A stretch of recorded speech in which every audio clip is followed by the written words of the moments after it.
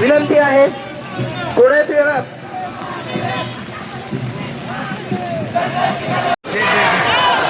भारतीय संविधानाचा सर्वांना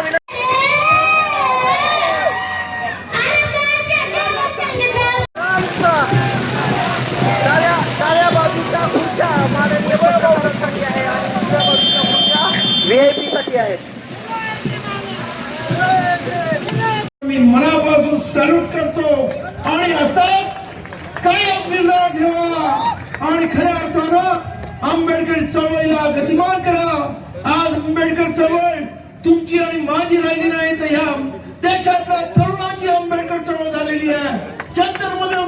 मंतरमध्ये आपण बघितलं ना, तिथे महात्मा गांधी होता ना कोणी होता, तिथे फक्त बाबासाहेब आंबेडकर आणि जय भीम होता.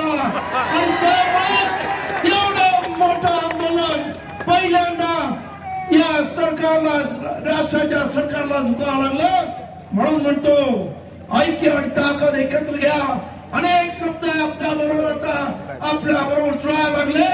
त्या सर्वांना घेऊन एक देशामध्ये ही मनुवादाने केलेली जी काही परिवर्तनाची म्हणजे मनुवादाने केलेलं हे जे काही काम आहे ते परत एकदा बाबासाहेब आंबेडकरांचा विचार या देशामध्ये खोल एवढं सांगतो आणि आपल्याला सांगतो